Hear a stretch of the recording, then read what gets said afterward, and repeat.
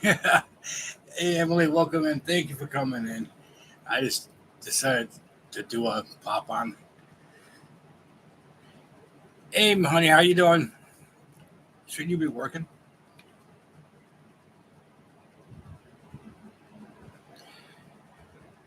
Uh, Let me see who else pops in.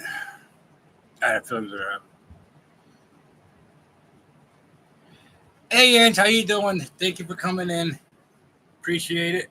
Yeah, I was just lounging around. I was talking to Mrs. Metalhead. She's like, "Go on." I'm like, "Yeah." So basically, I just grabbed a few albums. Figured do like a 80's metal Q&A type, and then do like some of my favorite albums. Hey Lita, how are you? Thank you for coming in. Robert, welcome in.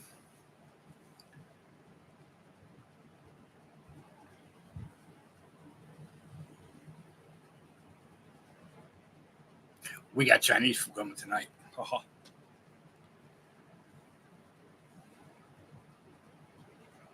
Yeah, I know. Just frustrating, just going through through life and everything, and being sick for a past week didn't help none.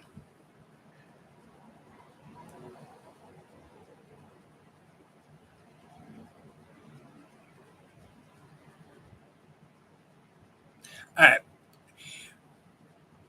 basically, what the title says, seeing Fafo the other night gave me a couple ideas in my head, and I think I told Ange and treating Mrs. Metalhead about it. What when all right, the '80s was great for metal and music in general. I say the best 2 decades were the '80s and '90s. But in the '80s, you had more pop and dance, um, reggae, things along that line, new age. That was basically overtaking everything. Metal and hard rock were still coming up. They were still considered, underground because not too many people knew of them of metal because metal didn't get the radio play. Adrian, thank you for coming in. Good to see you. Um, Metal was primarily underground. You only hear it through ear and through people that you know were into it.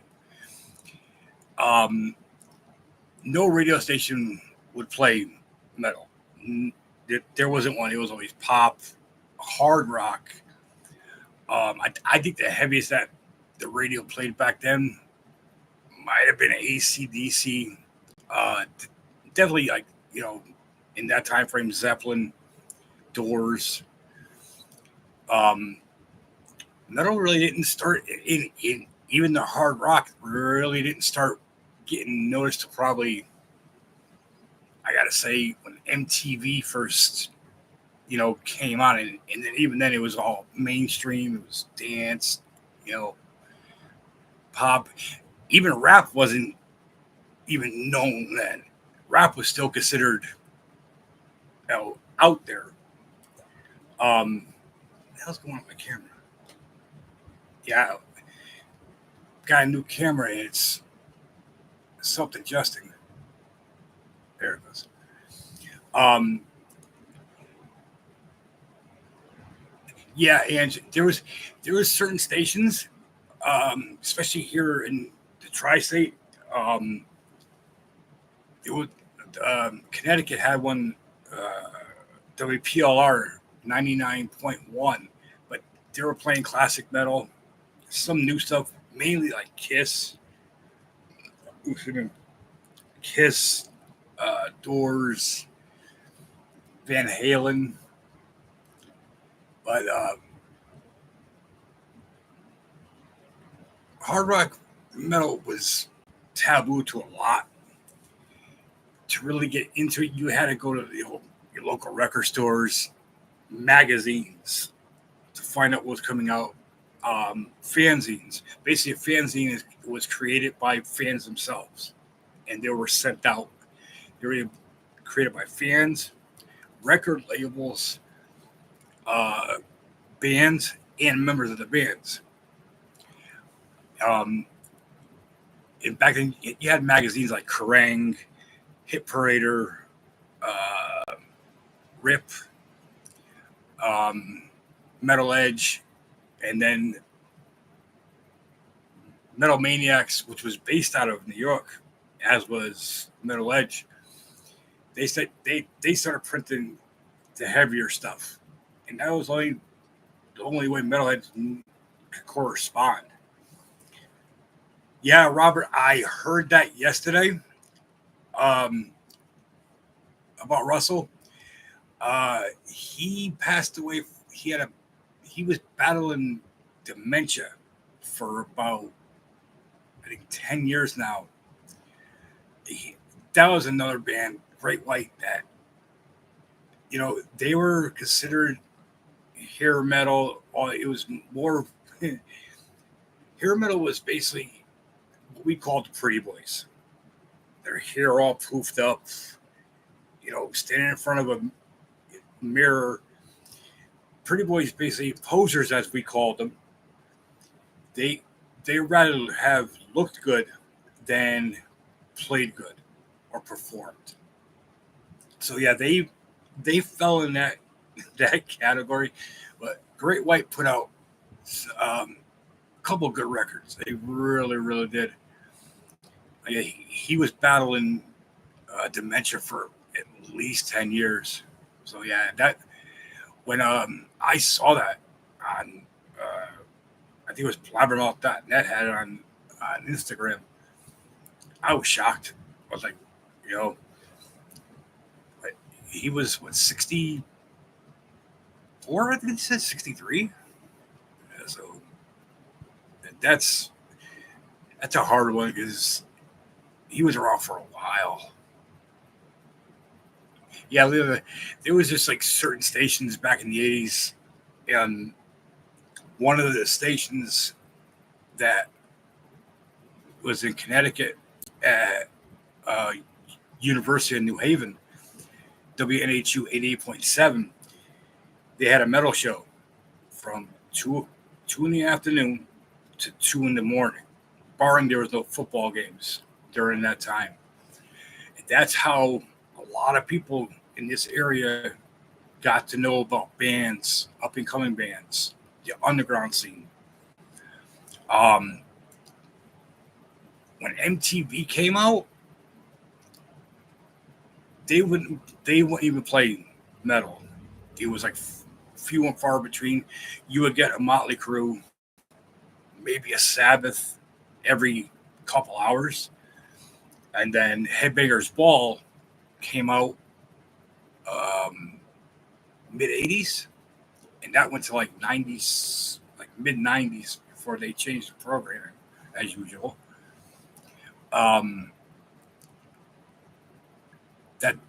That came out at like 11, and that was on to like 1, 2 o'clock in the morning. That was the only way that they would show videos was Headbangers Ball, and it was always late at night. They had their world premieres. They had bands that were on there.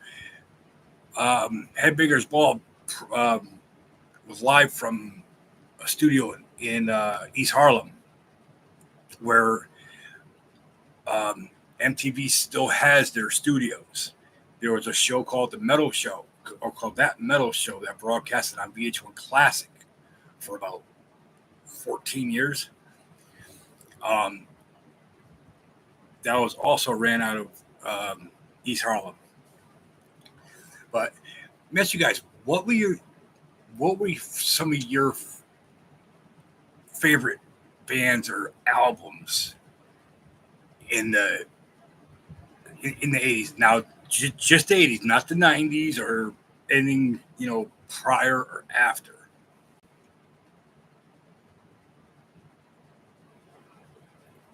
Actually, Robert,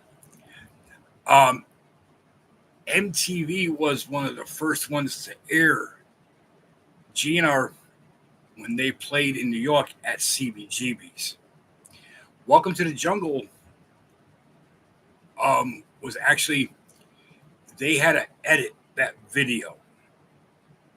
Why, I don't know. You know, MTV producers were so anti metal about a lot of things. But yeah, GNR first aired on there when they showed them at CBGB's 1980, 88, I think it was 89 when they played CBGB's off, and they were playing stuff off that album because no one knew what to look for. Yeah, I know. Yeah, I was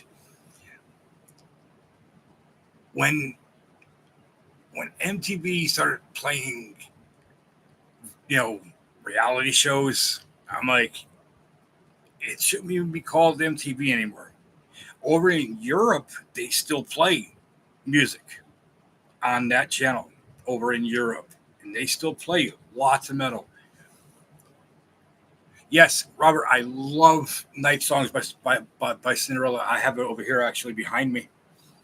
Um, he Tom Keeper is still out there singing Cinderella songs, and also he does country now too.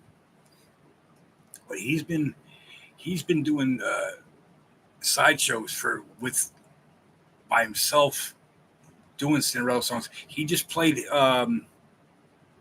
Mohegan Sun not too long ago in Connecticut. Lita, that's one of my that's one of my favorite ACD's ACDC songs. My favorite album by them is Back in Black. Yeah, ACDC didn't get that much promotion either on MTV. Why? It's it was just it didn't catch on here till mid '80s, and to get good music, you know, you had to go different sources. Back then, there was no internet, there was no email. You couldn't type in Google, and you know, you get you had to have friends of yours that were into the music and knew where to go, and picked up little pamphlets called fanzines and magazines, and there was also free newspapers. We had one in Connecticut called the Advocate, and it was weekly listings of all the concerts, you know, in the area, both Connecticut, New York, and New Jersey. But yeah, it was tough. I mean, it's not like it is today. Not even close.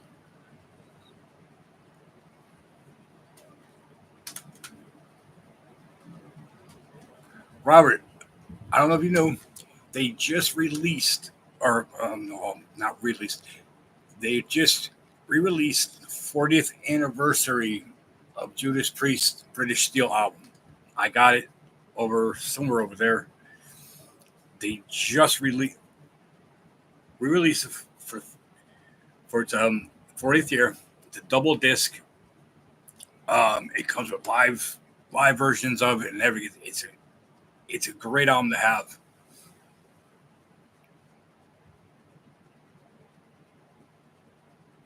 Oh, and I went to CBGBs so many times for shows. I was I would just hop on the train, come into the city, or if I was staying at my cousin's house in Brooklyn. Yeah, I've been there many times. That that's what that's one of the staples that for shows. It's you could cram people in there. It had great acoustics for the most part. Um, I wish it was still around. Uh, I remember one show I think it was one of the 100 and some odd number Black Sabbath reunion shows. I went and it was snowing. Well, part of the roof started to cave in, so we had snow and ice coming in, and it was back then. No one cared. You just throw some towels or some shirts over it and keep going. But yeah, it was that CBGB's Lamore's. I remember going to Lamoille's numerous times.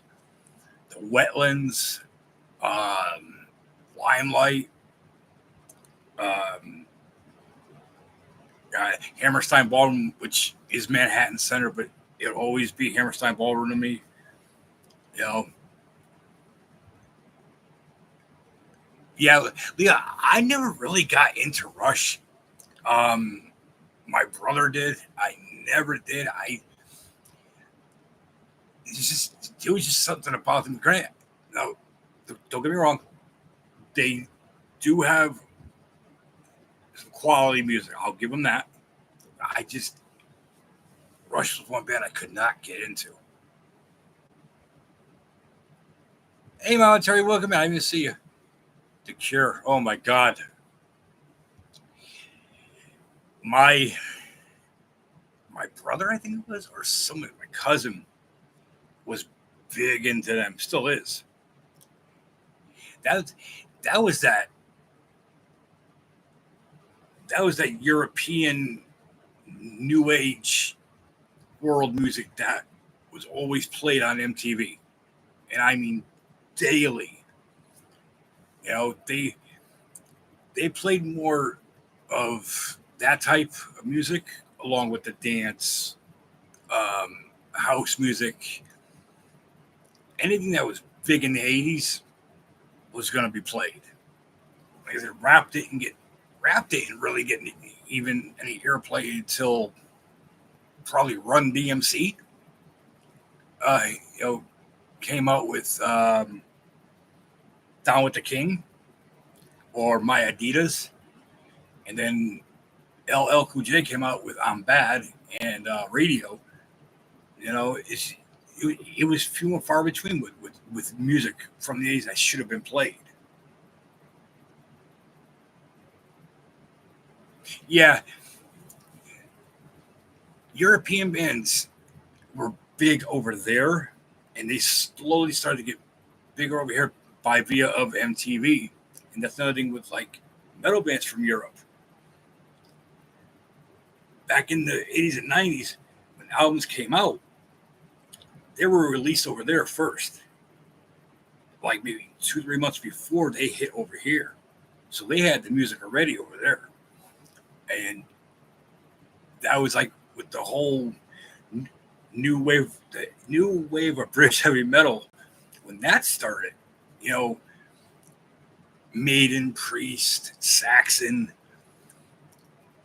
The only way we heard of Maiden was by ear or in a magazine, and the Priest was the same way. And that's when they started to get big. That's when it started to come over this way, especially in the 80s. Yeah, Smashing Pumpkins was they're they're more more of a line of a hard rock slash postmodern college rock type, feel. Um, Smashing Pumpkins has been around uh, early late 80s. I think the first album was like 88, I believe. Something in that range.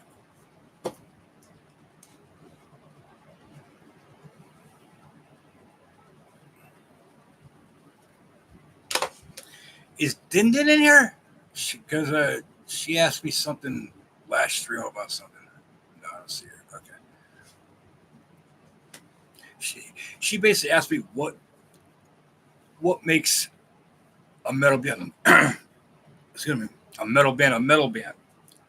Basically for me, Maiden and Priest set that bar with things of what a metal band should be. For me, it's not so much the lyrics, and it's more of having two guitarists, dueling guitarists, fighting one another, you know, with some nasty riffs. As much as it's the lead singer, it's the dueling guitars.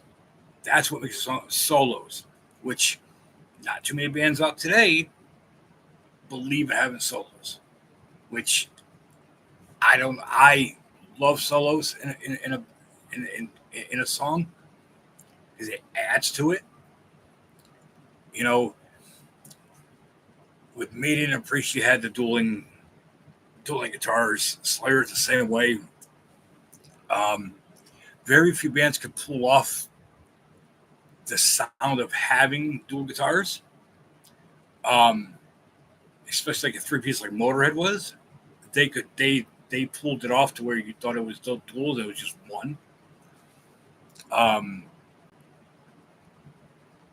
there's a few other bands that just my my mind right now.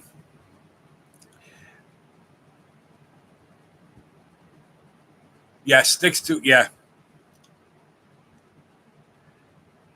Eh, Robert, that's more 2000. I I don't mind Tool. I got all their stuff. Amazing guitars in Tool. Maynard, like a lot of bands from that era, still have an ego, especially Maynard. There's a band called Five Finger Death Punch. Um, Lead singer name is Moody, and that's exactly what he is or was. That's why half the band left him. Moody was in a band called um, Motograder before Five Finger Death Punch even was known. And much like Tool, they got big. They got real big. I saw Tool a couple times play, and I hate to say it, but that era, I'm glad it's over because it overshadowed so many other bands that were up and coming in that era.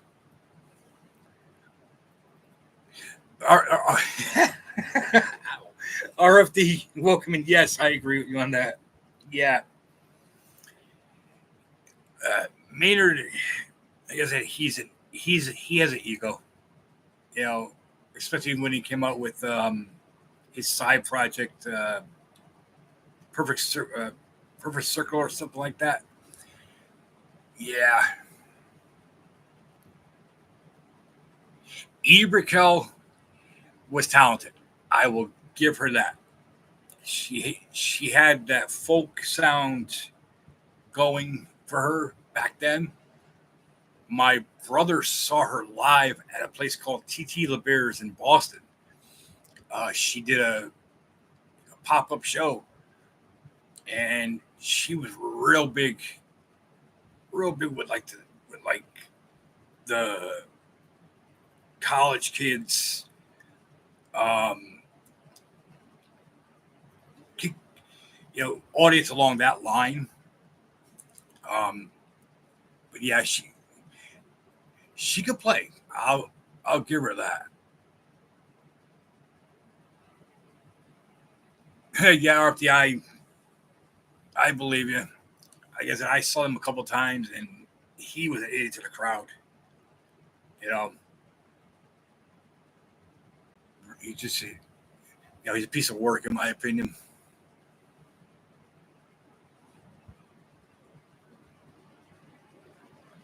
I've been listening to a lot of mid '80s, late '80s Dokken. I actually love Dokken. They just came out with a new album at the end of last year called Heaven Comes Across or something, or Heaven Comes Down like that. Great album. It might be behind me. No, it's over there. Great album. Um, yes, I was one of those ones back in the '80s and '90s saying rocking with Dokken.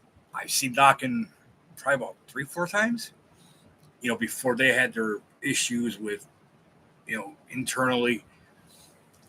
But that's one band that, in my opinion, was '80s metal. You know, they they put on a hell of a show when they were live. Very good show. And most people don't know Um, Nightmare on Elm Street Part 3, Dream Warriors. That's Dokken. That's Dokken. Dokken's on the soundtrack, and it's also on. I forget which album it's on. I got it right in front of me too. Yeah, I thought I did. Yeah, but they Dream Warriors was the title track on that soundtrack, and that was nothing back then. Movies had great soundtracks in the '80s, especially the horror movies. They had great soundtracks, and it was all hard rock and heavy metal bands doing it, especially even in the '90s and early 2000s.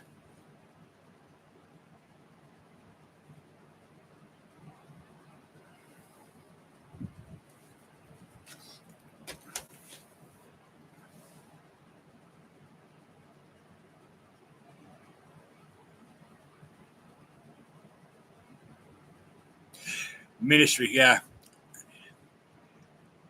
I seen them a couple times. Uh, Al Jurgensen is a mastermind, in my opinion. He can be moody too, but he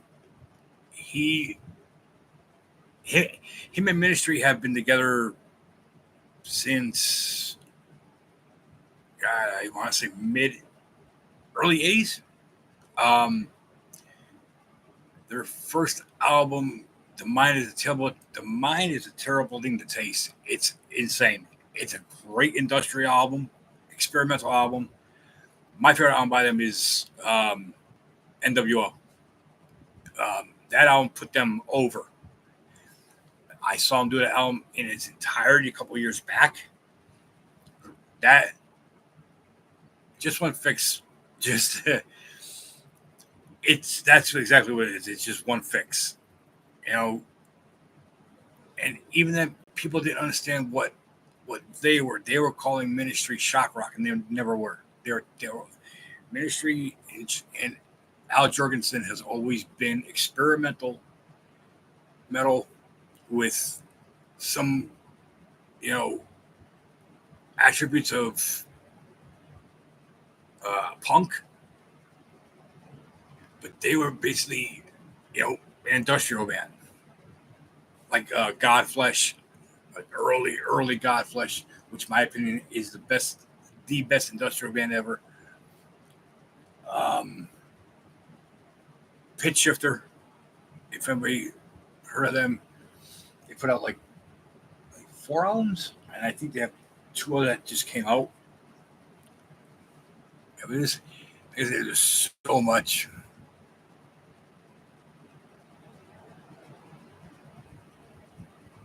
Mhm.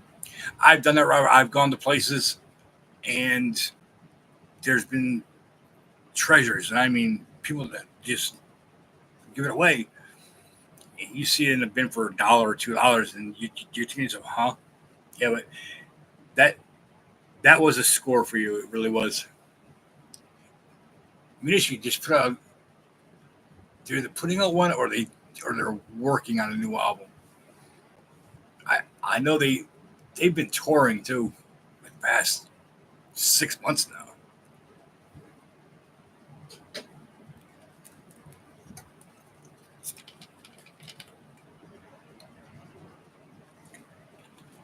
Excuse me. All right, I pulled some CDs that I was going to talk about. Everybody that remembers Whitesnake, everybody went to the album that had "Here I Go Again," "Is This Love," um, "Still of the Night," "Crying in the Rain," which I think "Crying in the Rain" is the best song off that album. But Whitesnake's been around since 1978. Their first album came out in '78. My favorite album by them came out '79, '80, '81. Slide it in. This this is like this is the 35th year anniversary of that album. This album is my favorite, hands down. Everybody goes for that album. I guess I would. Here I go again. But Slide It In. It was sleaze metal, heavy metal wrapped into one. Coverdale hit out with this album. This album still stands the test of time, in my opinion. Always will. From top to bottom, The Gambler, Slide It In, Slow and Easy, which is my favorite song off this album. Love Ain't No Stranger, Hungry for Love, and then there's one. I'm not gonna say you ladies could figure it out. You know, it's just a great hard rock heavy metal album for them. Like I said, they've been out since '78, and this album and I forgot the other one before this. Two of the most classic Whitesnake albums ever. There's an album that they came out with 2011, I think it was 2012, called Forevermore. I think it's one of the last ones that they did. It's a great album by them. We used to make fun of the posers back then. You know, hair 6 feet tall, you know, spandex. We used to compare Whitesnake and Europe side by side because they looked the same. You know, back then almost every European metal band that glam or hair band basically had that look. In Europe and Whitesnake, and there's a couple others that looked identical. We had posters that we would throw darts at, or I would shoot with my BB gun that I had for target practice. My mother was happy about the walls, I'll tell you that much.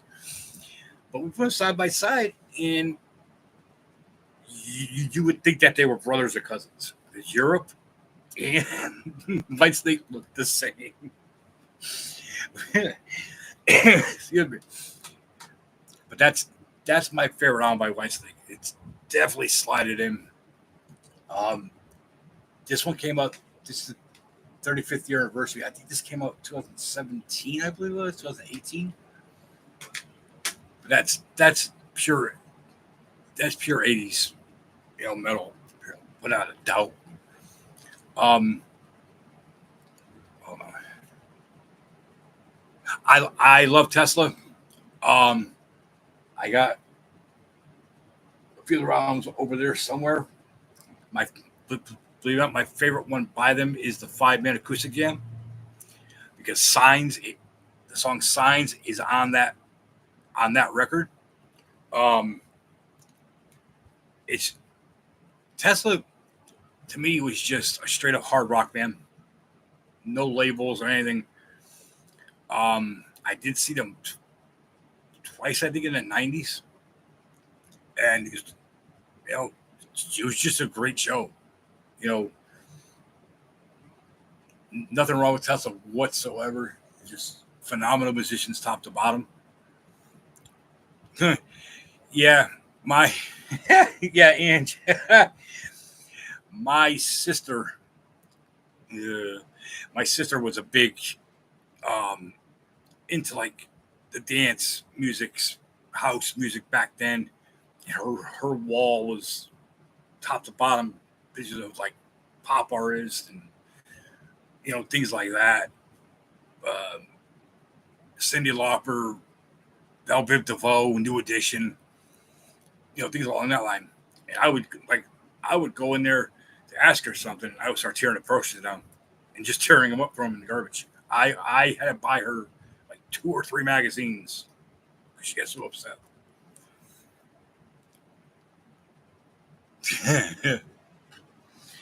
Another one for me. I don't remember or heard of Soundgarden. Chris Cornell, rest in peace. One of the best frontmen ever. Before Spoon Man came out and Super Unknown and everything. And before Bad Motorfinger, which Bad Motorfinger is the best Soundgarden album, hands down. Came out in 1990. But before that, yes, Miss Miller, yeah. Before that, this is my favorite Soundgarden album. Louder Than Love. It was for them, it was grittier, it was heavier. It was grunge before grunge was coined.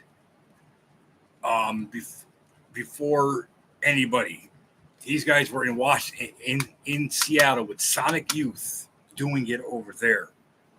Their first album, Soundgarden's first album, Ultra Omega OK, came out in '87. That is a very, very heavy underground album for Soundgarden. But Louder Than Love, this album is great. Top to bottom, not a bad track on this record at all. Ugly Truth is one of my favorite. Hands All Over. The the song that made this album famous, Big Dumb Sex. If you know this album, you know what I'm talking about. If not, go to iTunes, look up Louder Than Love by Soundgarden. Go play Full On Kev's Mom and Big Dumb Sex, and you'll see what I'm talking about. This album was before its time. Okay, rest in peace, Cornell. He was one of those ones that went extremely too soon. I still question what happened to him, as do a lot of people. They said it was a mental health issue or drugs. I know he had a problem. He had a problem early on in his career with alcohol and drugs, but I think there's much more behind it. Yeah, Super Unknown is a damn good album. My favorite song off that record is "Fell on Black Days." When Spoon Man first came out as a maxi single, they premiered it on MTV, and there was people that didn't even know Soundgarden saying, "Oh, they're new." New. I'm like, this band's been out since '87. What do you mean new? And all the people that were into them were like, okay, they went full mainstream with that album. Bad Motorfinger, if they couldn't reduplicate Bad Motorfinger, Bad Motorfinger is by far an incredible grunge album. No, I do not like Pearl Jam at all. The only album by them that I have, I think, or want to get by them is their first album, 10.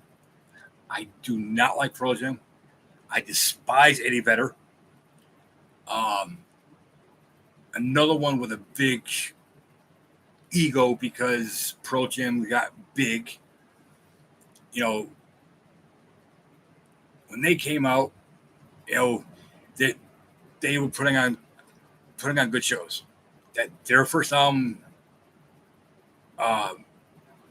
Alone, Even Flow, that entire record is great.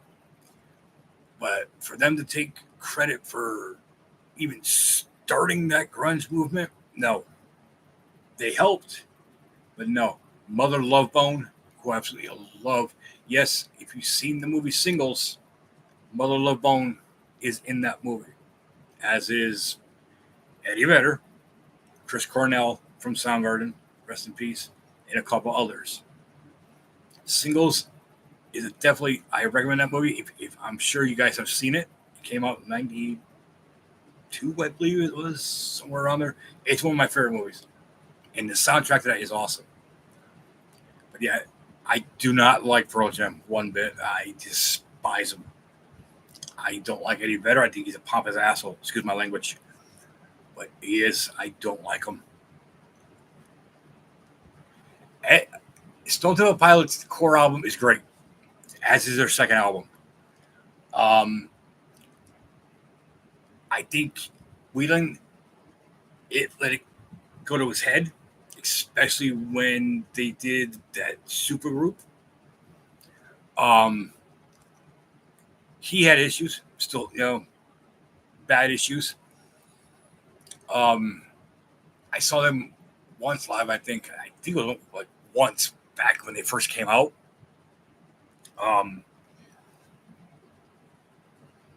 Them two were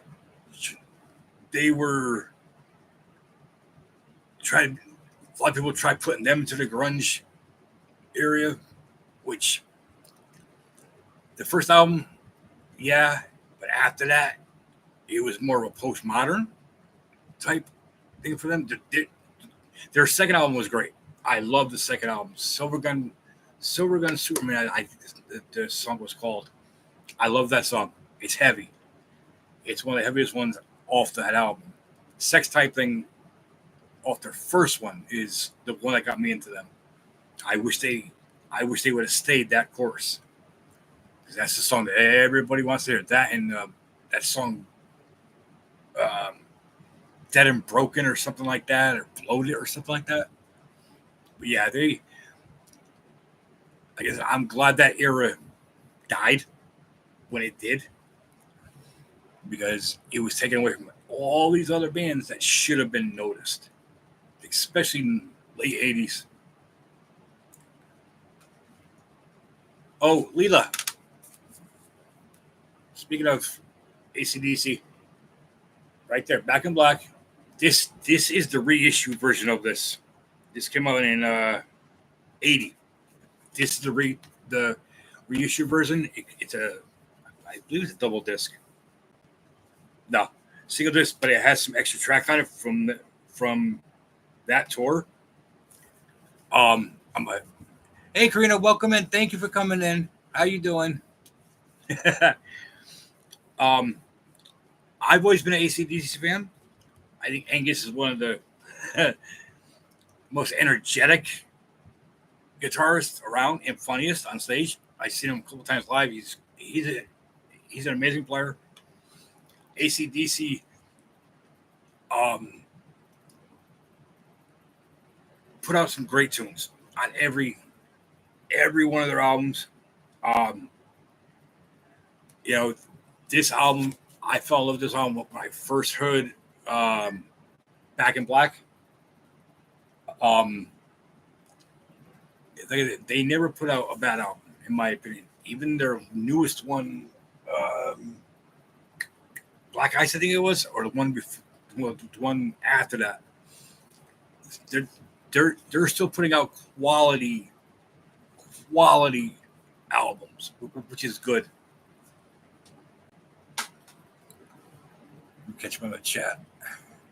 Robert, I don't mind the reissues, but I don't like the digital sound of them. I don't mind them, but I prefer the analog sound of them. That's why I'm working on getting a lot of originals. My entire collection of Priest is all originals. Just probably about 90% of my entire Motorhead collection is all original. Kiss, a good 98% of the Kiss that I have, which is all their albums, is all original.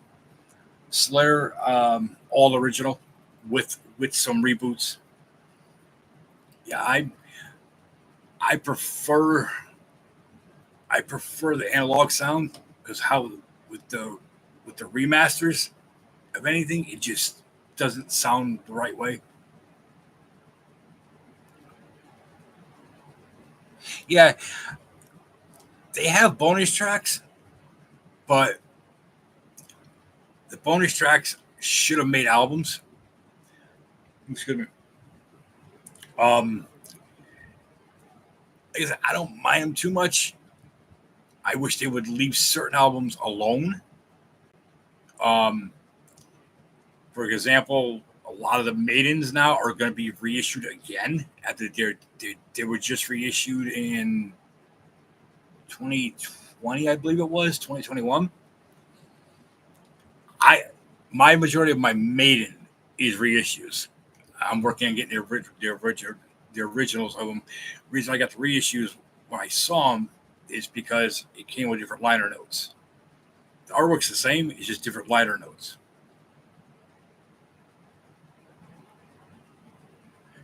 Hey, Mrs. Metalhead, how you doing? Are you off work?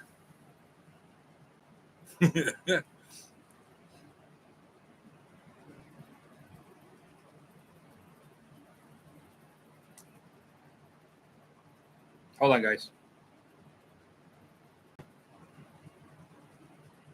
Sorry about that. Just texted me. Oh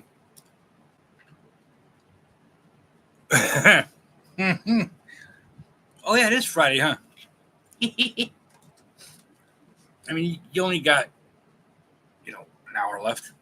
Just sitting there. Love you. Anyways, Motley Crue is one of my favorite bands. I love Motley Crue. Not so much recently. If anybody it was in the Crue in the 80s, in part of the 90s, they put out some quality albums. Their last album, Saints of Los Angeles, great album. Absolutely amazing album. My favorite album by them is and always will be Girls, Girls, Girls. It's a heavy album. There's no really filler tracks on this album, maybe except for a couple. But I absolutely love this album. I seen Motley Crue on their farewell tour in 2014, I think it was. They put on a typical Crue show. I could have done a little bit without the whole theatrics. Mick Mars wasn't moving around. I think I said it to stream whatever or call chats. He has a bone disease, which is basically killing him. He can't move around. He's literally like a stick figure on stage playing. Yeah, Crue's always been one of my favorites. A lot of people said, "Oh, they're hair metal, they were glam." No, Motley Crue, in my opinion, was just a heavy metal band, sleaze metal that attracted every female. Back in the day, they got away with wearing that spandex that they were wearing and just came out as them.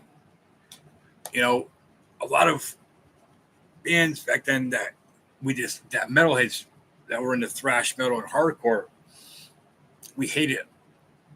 They were wearing spandex, spiked hair. Like I said, they would stand in front of a mirror and pose and try to look good. Whereas you guys, Mrs. Metalhead, I was always a t-shirt and jeans, boots. I had high school. My hair was down to about here, past my shoulders, and for me, I wash my hair, come out wet with it. No hairspray, no nothing. I despised it. That's the difference between metal and glam metal and the hard rock scene. Metalheads like me, we were into that heavier stuff. We dressed our way. We didn't have to impress anybody, which like a lot of these hair metal bands wanted to do. And that's that was a running joke for a long time. Another band that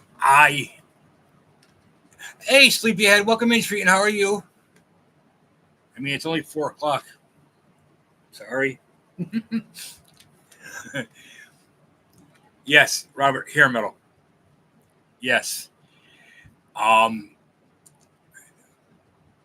Karina, I seen Crew. Like I said, I saw him on the farewell tour. I saw him on a few times before. Um, I saw them. One of the worst shows. I'm glad that this band came out first when Poison opened up for Crew. I hate Poison with a passion. There's only a couple songs by them I like, but Poison was the epitome of hair metal, makeup, nylons, you name it. Um, Crew Crew's a phenomenal band. Yeah, they added more theatrics again to their arena shows. Um, they never their worst album is Their Pain, without a doubt. They they've they've always been one of my favorite. Even when I first heard um, "Shout Out the Devil" was when I first heard them, and then I had to go back to their first album, which I absolutely love. Um, yeah, they they went from a hard rock type to like their biker, just to regular guys playing, and that's how it should be. You don't need. There's there's still some hair metal with hair bands out there. Luckily, that's something that's dying off. That should have died years ago. But yeah, Crew is always one of my favorites. Another band that people try categorizing as hair metal, and they never were hair metal. They were straight heavy metal with an edge. Was Skid Row. I'm sure everybody remembers this album. Great album. Sebastian Bach. I met him. Amazing lead singer. My personal favorite album by them is their second album. What we'll call it. Slave to the Grind. Um,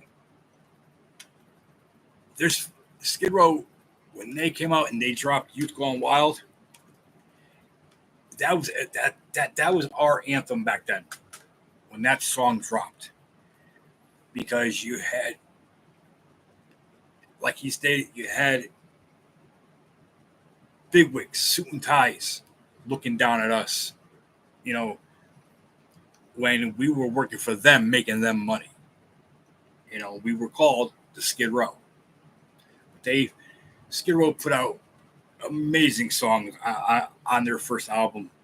Um, "Piece of Me" is my favorite song by them off this album. It's heavy, it's gritty, it's Skid Row. Their second album, when they got heavy on that second album, everybody's looking at each other like, why? Sebastian Bach will tell you he's into the heavier stuff. Um, it's a shame that they broke up the way they did. Um, all the infighting in that band led to them breaking up. Sebastian Bach just put on a solo album I think about a year ago. It's not that bad. It's typical hard rock heavy metal album for him. Skid Row just put out a new one also this year. I didn't. I'm still on the fence about it. I got it on my iTunes. I'm still on the fence about it. It sounds like Skid Row, um, without Sebastian Bach. I can't see Skid Row without Sebastian Bach. Seeing that big figure up there singing, hitting those hard high notes. It's not Skid Row without him by any stretch.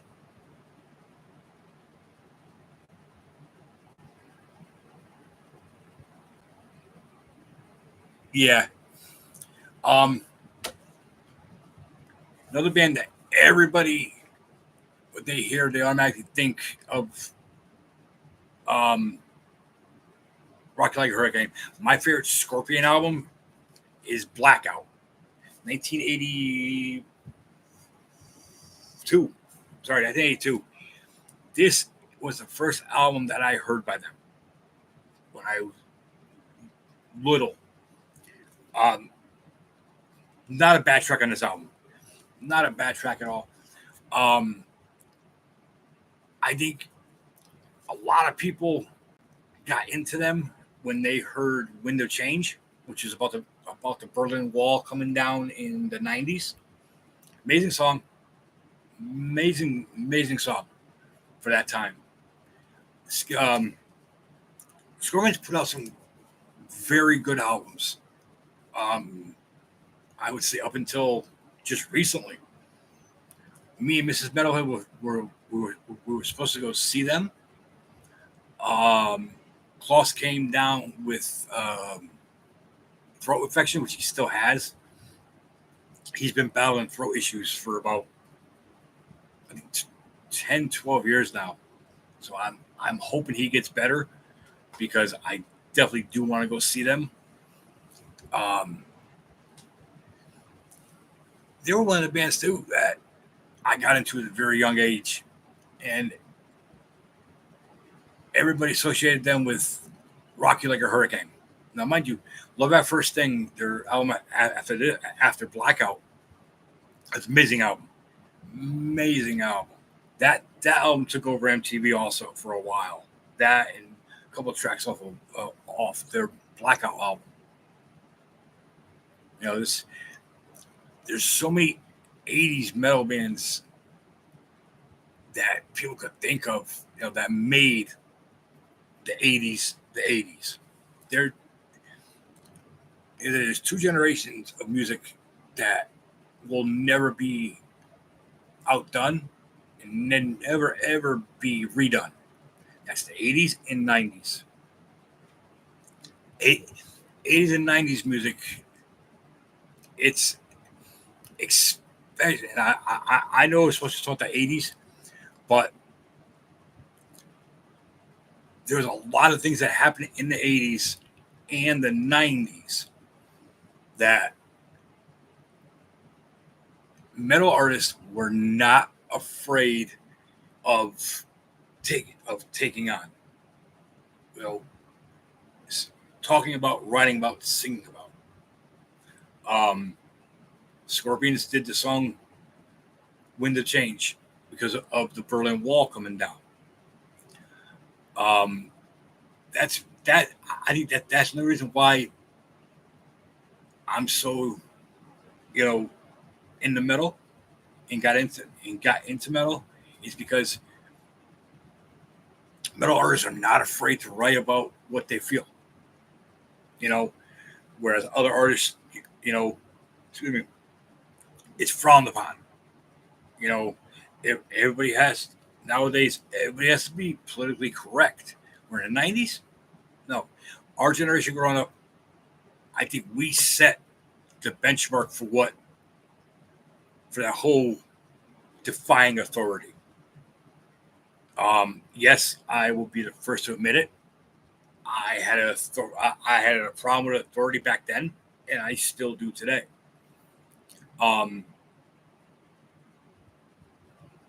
But having a problem with authority, you know, you do know right from wrong, which a lot of people don't understand that. But our generation just with the help, with the power of metal and music in general,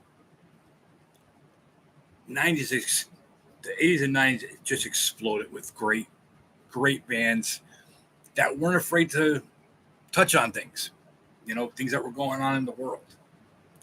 And back in the 80s and 90s, there was a lot going on. Much like today, I'm going to get too political because I don't want to deal with it. But it was about that a lot, you know. Let me get through the chat.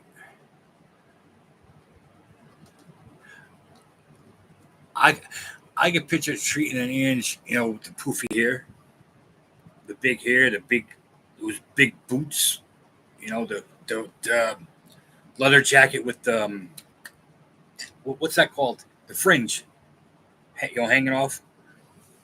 Yeah, I can picture treating an Ange doing that.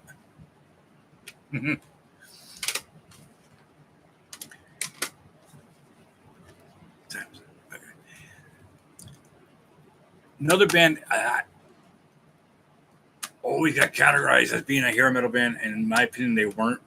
They were just a heavy metal band. But if anybody knows Def Leppard, you know about the story behind the groupies going under the stage. Pyromania, my favorite album by them. Hands down, best album they've done in my opinion, in their career. People will say Hysteria is up there with it. I'm partial to Pyromania. It's got my favorite song off this album by them. Too Late for Love. It's in my opinion, their best song ever. Period. But this album dropped. It had Photograph on it, Die Hard, The Hunter, Too Late for Love, Foolin', Rock of Ages, Come Under Fire, Billy's Got a Gun. It's just an amazing album, especially for the 80s.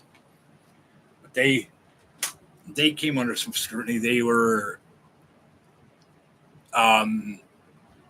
if you were a female, you got free backstage by just flashing. Yeah, that's how it was back in the 80s. When you hear stories about groupies in the 80s, and being part of the 90s, it was true. I mean, I seen some stuff at shows and wondering how they got backstage. Yeah, Def Leppard is the kings of it. They had an underground, they had an understage tunnel.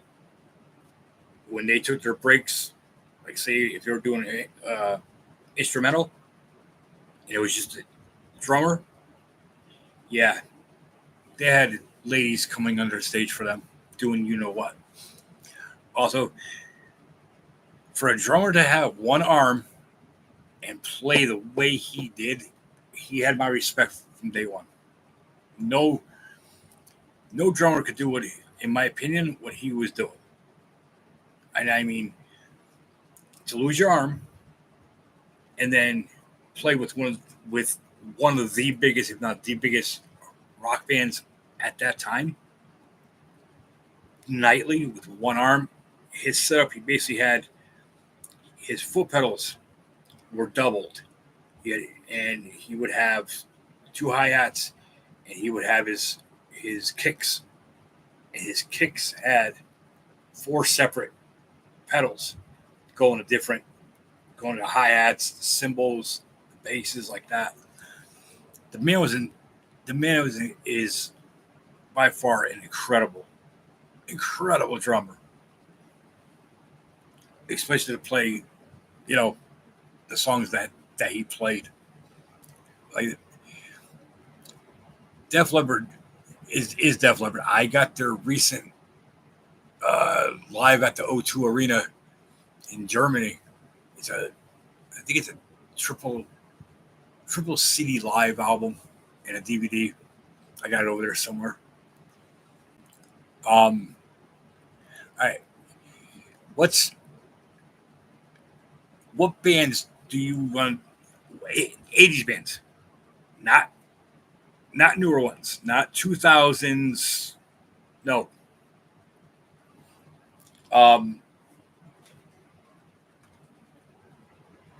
Joseph Quintron, how are you doing, brother? Welcome in. Thank you for coming in. We're just discussing some old 80s metal albums and some 90s that popped up. Another album that is my favorite. What is in my top 10 albums of ever. One of my favorite lead singers who passed away in 2010 Ronnie James Dio, The Last in Line. He absolutely love this album. It's my favorite album by him. For those guys who don't know, he was once in Black Sabbath when they were going through that whole Ozzy thing with Naomi and Sharon, and he was out for a couple albums, and then him and Ian Gillian, who was on Mob on not Mob Rules, Trashed, was in Sabbath, but Ronnie James Dio is by far one of the most talented vocalists, hands down. You know, he was a little guy, and I mean short, but he had amazing voice. I'm sure you guys know what I'm talking about, but if you guys don't, look up Ronnie James Dio, either in Sabbath or his solo albums, or in a band called Elf. Elf was the band that he was in before Sabbath and before he went solo, for that matter. It's like the 70s, I believe it was. He was also in a Ronnie James Dio was born and raised here in Brooklyn. Known fact. Before him and his wife moved down to Texas, but he had his house here. Yeah, he's a Brooklyn born. He was Brooklyn born. He was also, I forgot the name of the band. He was in a band that covered 40s and 50s music, like the likes of Sinatra, Ives, Rat Pack. That was one of his first bands. I forgot the name of it. I gotta watch one of the documentaries on him. I'm dying to find this band, like anything about him. Rainbow also, yes, he was in Rainbow for I think 2 albums. Him and Richie Blackmore did not get along. Richie wanted it his way. Ronnie didn't like confrontation. Ronnie Dio did not like confrontation one bit. And Richie Blackmore, another one back then that had a big ego. You know, he wanted it his way. And Ronnie wanted to lead sing. Richie Blackmore wanted to. I'm glad Dio left and just walked away from it, because it would have been a big drawn out thing between him and Blackmore. Don't get me wrong, I love Rainbow. But I'm glad Ronnie just went back and just started doing starting to do solo stuff. And when he went back to Sabbath for like I think a year, and I got the album with the Time Machine on it. I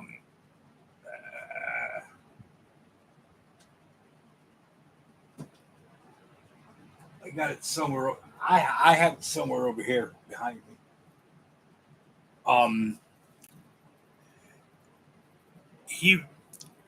I think if he would have stayed in Sabbath when he did, I think Ozzy would have stayed with his solo act.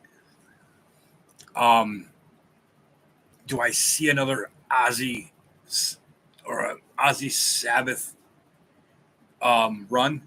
I do, because he's still promoting his latest album,